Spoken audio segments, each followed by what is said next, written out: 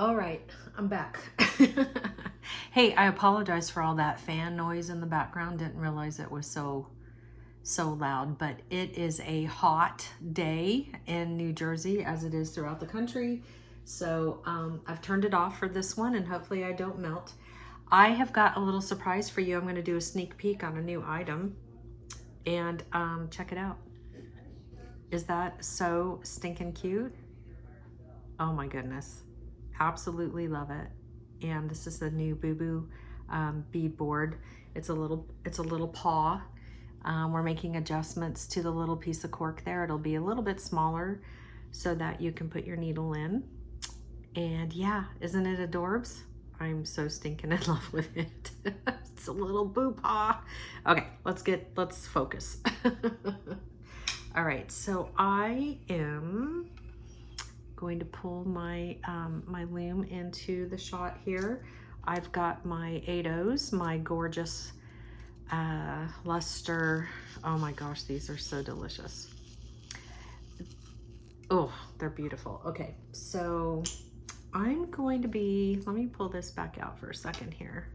So like I mentioned earlier, my wrist is 6 inches, and so yeah, so it's just a little bit over 5 inches that I'm gonna build. So it looks like it's 5 inches in like 2 rows. Okay, so when you're sewing on the clasp, basically, typically, it's gonna add like almost an inch. So it's gonna depend on how you like to wear your bracelets. This one's really snug. So, you know, I don't want to get myself locked into here before I get ready to tape, but you can tell once I lock that, it's a snug fit. So if you want this to be a little bit more loose, I would, you know, maybe only minus a ½ inch from my wrist size, knowing that the clasp is probably going to add on another inch. So yeah, so I actually might make this one a little bit longer now that I think about it. So let's see where it goes. Again, 1 tube of TOHOs should get you pretty far, close to maybe an 8-inch wrist, but you know, you might want to have some extra. And your base can always be a bunch of different colors. Typically, you're not seeing the base unless you only do the beading in the middle, and then you will. And so it's up to you what you would like to do. All right, so I'm gonna bring this back in. I have my Jewel Loom needle, and here comes the fan. I don't know what's worse, just letting it run or having it randomly come on. It's hot here, y'all, and I don't really know that I can get away with it not coming on because it is so hot, and it just might be what it is. So anywho, let me find the end of my thread. I'm working with about 2 yards. And so I'm just gonna take the end, and I wanna center it on the Jewel Loom. So I'm just, God, it's so hard to see the end of that. I always lose it. Come on, buddy. All right, so just a little loose knot there, little tie on. I usually start right below or right at the top hole.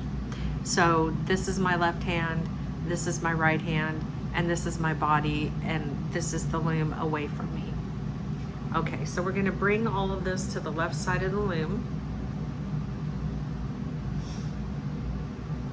And I'm gonna come under the warps, and I'm going to pick up 6 TOHOs. So 1, 2, 3, 4, 5, 6. And these are a TOHO size TOHO. You could certainly use, you know, Mayuki if you wanted to, but in the kit, you're getting the TOHOs. So we're just going to get all the beads into that, in between the warps there.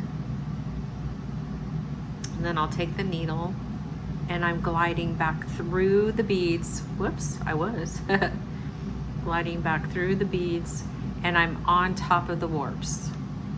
Okay, and then I take my right hand and I help to stabilize the Jewel Loom by holding it down in the middle. And this is first row is just gonna kind of go everywhere. Just let it glide, take your time. And we're pulling and we're pulling, and then we're gonna give it a nice little tug. And on that first row, I like to turn the loom, and then I'm gonna go back through that row, but this time I'm going through the bottom.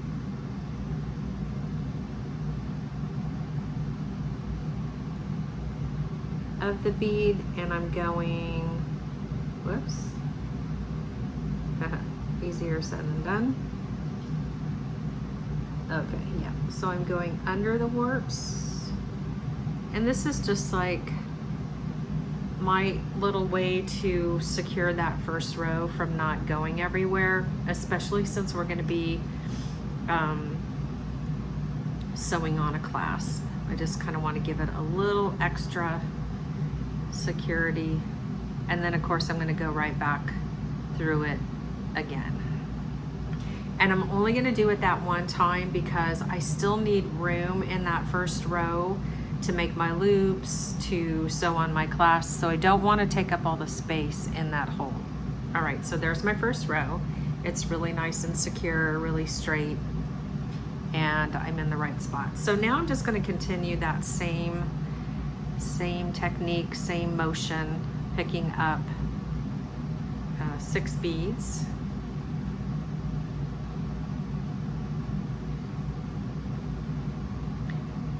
And by the way, there is a part 1 to this series. In part 1, I showed you the kit that I was working with and all the different supplies, and then I warped the loom. And at that point, we were into it at 15 minutes, and I just wanted to make it easier for you to watch and consume the content. And so I'm not sure that this is only going to be 15 to do this entire base. We are already approaching 7, so we'll see what happens. You'll get the gist of what I'm doing, and I may just be able to stop, and then during the live I'll be showing the rest of the process. So you're just going to keep doing this. This is building your base. If you just wanted to make friendship bracelets, this is what you would do. You would just make the bases, and you could, if you weren't going to do looping, you could certainly just use 11/0s and or 8/0s. They're always fun, or 6/0s, or whatever you want. The technique is what it is, right? The process is what it is. You warp your loom, and then you build your base. If you want a thinner bracelet, then you would use less beads.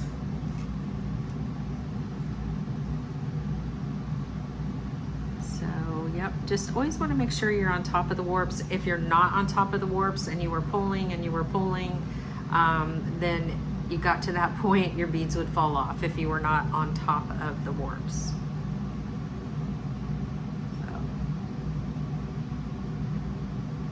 And by all means, if you wanted your base to be, you know, multicolor, you could do that. You could do a pretty ombre. I have a project in the book where I used cubed beads, and I made an ombre pattern. So where the shading, you know, the colors shade, they look, what's the proper term I'm looking for? They fade into, like, you know, a different color pattern. This part is very calming. You know, there's something very peaceful just picking up the beads and putting them onto the warps. And kind of shut your mind off and just focus.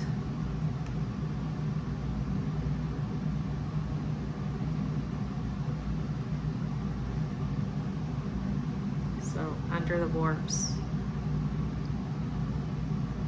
and picking up 6. Obviously you could pick up more, make it something wider, but you always need to know what, you know, how are you going to finish your piece, right? So our button, caught on my shorts, our button pretty much, you know, dictates this thickness. We wouldn't want to go any wider with the 3-hole button. And now it's off. So it's, let's see, I guess it's not really what we would call summertime anymore. It's September. But in most parts of the country, we are still experiencing hot weather. And of course, with the humidity, it's, you know, even hotter. Now it gets so quiet, it's so weird. And now Brando's snoring in the back, so probably have missed out on some snoring since the fan has been going. Too funny. I love working with the TOHOs because they're, you know, they're bigger and they're easier to handle, they're easier to see. Of course, this light color is a little challenging. You know, you might want to have like an aught light or some sort of an overhead light if you're working with the lighter colors.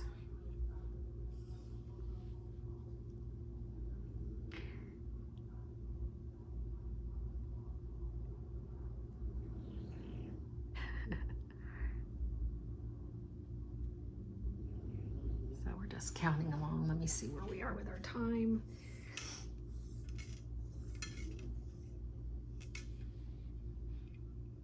And we're just going to pop them up. You can feel them pop up in between the warps.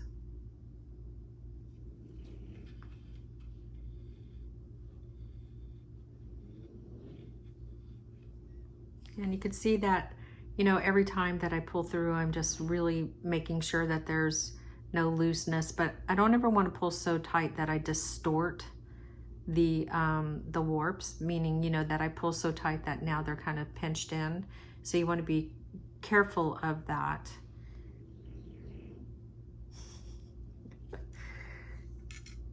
Make sure that I'm still in the camera here. Yeah, okay. And again, we're just gonna pop those up. And I use my pointer to really support that row. And then again, I'm pushing the needle up towards the ceiling as I'm going through. It just helps me to know that I'm actually on top of the warps.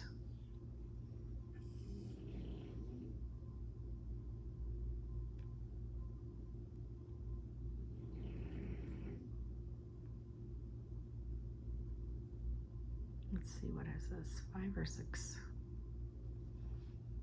5. Okay, and then we're just gonna let that fall. Pop those up, and I'm going through the top. Once you get your rhythm down, you should be able to get these bases done, you know, fairly quickly. I'm going to do a couple more rows, and then I'm going to go ahead and upload this video for you, and you will just continue to make your base as long as you need to for your wrist size. Again, I'm a size, my wrist is 6 inches. My Ocean's Desire piece that I did in the book, which by the way, you can get the book, Jewel Loom Inspirations, is available online everywhere, but you can get it on Amazon. So I actually have an author page and everything there. And I don't sell it in the Jewel Loom shop.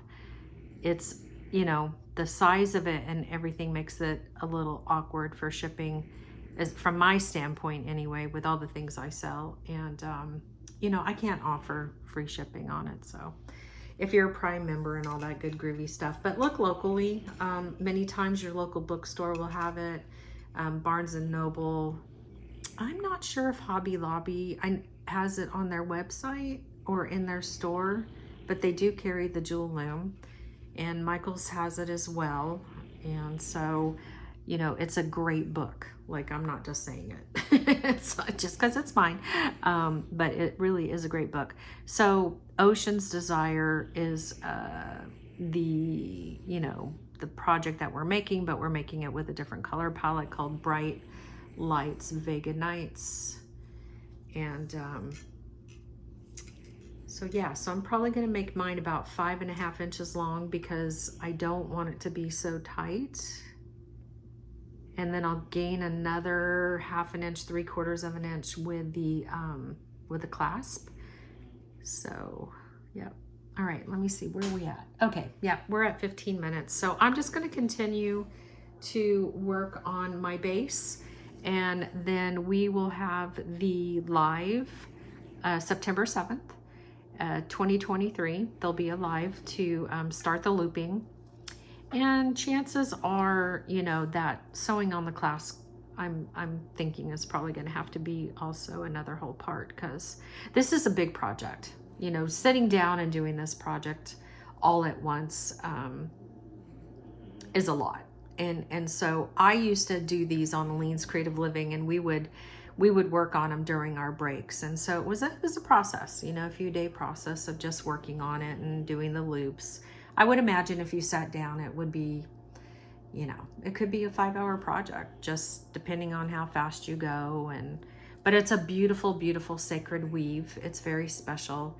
And I'm always excited to share it with you and to, you know, to show different color combinations. So I hope that helps you to get started. And again, when I see you on the live, September 7th, 2023, we'll take it to the next step and we'll go from there. All right, have fun.